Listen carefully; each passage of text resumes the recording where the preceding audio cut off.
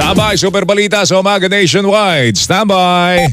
Dito sa GMA, naniniwala kami na ang nagbabalita dapat walang kinikilingan, walang mga interes na pinoprotektahan, walang pinapangalagaan, kundi kapakanan ng sambayanan at katotohanan. Balitang walang bahid, walang labis, walang kulay. Serbisyong totoo lang. Oras ang minuto, makalipas sa kalas 7. Handog sa inyo ng Super Radio DZBB at lahat ng Super Radio sa Luzon, Visayas at Mindanao. Live ngayong umaga. Ito ang Super Balita sa Umaga Nationwide. Nag-uulat live mula sa Super Radio DZBB. Narito sina Mike Enriquez at Joel Reyes-Zabel. Huwebes po kaya ni Kasyam sa buwan ng Nobyembre taong 2023. Sa ating mga headlines, pagbaba ng inflation rate. Hindi pa nararamdaman ng mga nasa laylayan ng lipunan dahil patuloy pa rin ang pagtaas ng presyo ng mga bilihin at serbisyo ayon sa isang ekonomista. Presyo ng manok at itlog sa mga pamilihan lubhang napakataas kumpara sa farm gate price ito ayon sa samahan ng mga magmamanok. Ilang na mga Pilipino na meron trabaho bagyang bumaba noong Setyembre ayon sa Philippine Statistics Authority. Mga pampasaherong jeep na hindi makapag-consolidate hanggang December 31 sa ilalim ng PUV Modernization Program, papayagan pa rin pumasada pero limitado na ang biyahe. 40 Pilipino na nakalabas sa Gaza Strip. Ito po'y ligtas nang nakarating sa Cairo, Egypt. Unity, mayroon na umunong lamat ayon sa minorya sa Kamara, ngunit mga miyembro ng mayorya ay giniit na solid pa rin ang Unity. 1.91 trillion pesos na pondo ilalaan ng gobyerno sa pagbabayad ng utang sa susunod na taon. Mababang ang taas ng bakunahan sa mga bata dahilan kaya sumipa ng 300% ang mga kaso ng tigdas ngayong taon ayon sa isang eksperto. Super Balita sa Umaga Nationwide. Super Radio Flash Report. Dalawang residente patay matapos maipit sa nasunog nilang bahay sa Parañaque. Alamin natin ang balita nga mula kay Jomer Presto. Jomer, pasok! Super Radio! Joel, dalawa ang kumpirmadong patay matapos ang sunog na sumiklab sa isang residential area dito sa Barangay San Dionisio sa Parañaque City. At sa ngayon ay naisakay na sa funeral service ang mga bangkay ng mga biktima. Ang kay Fire Superintendent Eduardo Loon, hepe ng Parañaque City Fire Station, kinilala ang mga biktima na sina Salud Belmonte, 69 na taong gulang, at Brian Belmonte, 42 taong gulang. Sa panayam natin sa isa sa mga tauhan ng punerarya, sinabi niya na nakita nila ang isa sa katawan na nasa loob ng banyo habang isa naman ay nasa sala.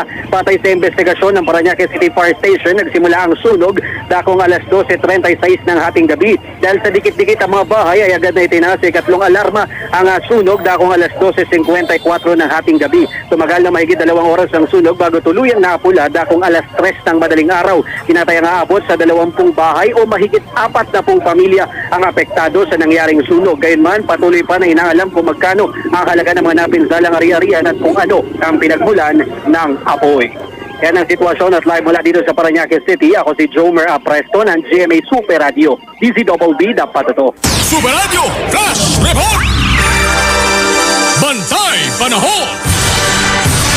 Isang namumong sama ng panahon ang namataan sa layong 375 kilometro kanlurang timog-kanlurang bahagi ng lungsod po ng Puerto Princesa sa Palawan. Dulot po ng low pressure area ang Palawan ay makararanas ng maulap na kalangitan na may kalat-kalat na makapagulan, pagkulog at pagkidlat.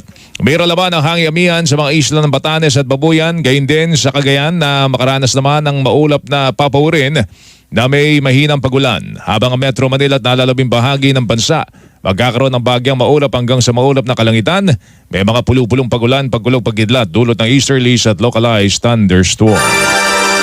Bantay Panahon. Super Radio!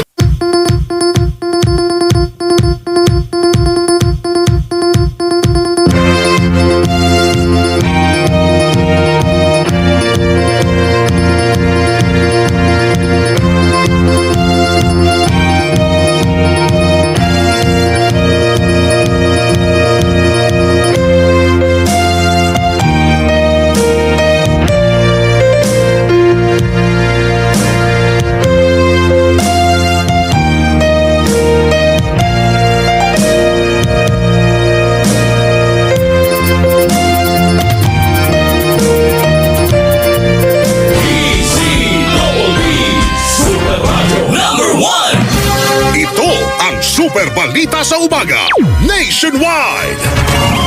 Meron pong magsasaka sa Barotac, Nuevo, Iloilo, patay matapos tamaan ng kidlat. Alamin natin ang balita ng malaki, Ivan Aguana, Super Radio Iloilo.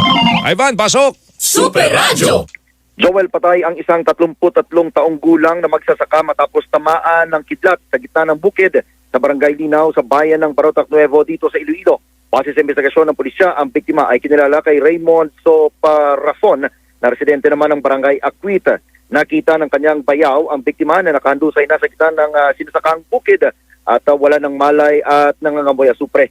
Sa panayam ng Super Radio Iloilo, sinabi ni Police Lieutenant Cedric Cruz, hepe ng Barotac Nuevo Police Station, na malakas ang ulan at kumikidlat sa lugar na pinangyarihan ng insidente bago natagpuan ng biktima. Dinala pa sa pinakamalapit na ospital si Soprason, ngunit idideklara itong dead on arrival. Ako si Ivan Aguana ng GMA Super Radio Iloilo, nag-uulat para sa GMA Super Radio DZWB, dapat totoo. Kayo'y nakikinig sa Super Balita sa Umaga, nationwide. 46 days to go Oy! before Christmas. Pare Melo, Eto. batiin lang natin to pare. Sige. Happy 70th birthday Armando and Laila Barcibal. Galing sa mabait daw nilang anak na si Eric Naman. na satellite engineer ng GMA. Tamo yan, oh. Mabait yan, mabait. Oh, bait Taga yan. GMA eh. Birthday ni ano pala ngayon? Congressman Lord Alan J. Q. Velasco. Oy, At Congressman Velasco, kamusta na po kayo?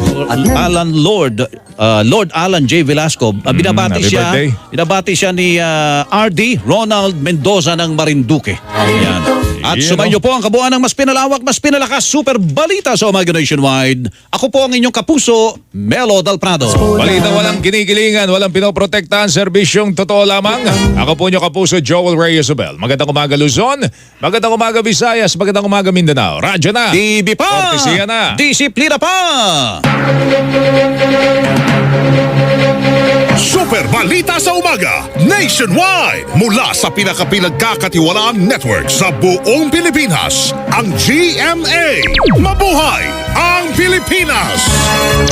Sa kalahating minuto na makalipas sa alas 8 ng umaga, standby, saksi sa Double B. Super Radio Number 1!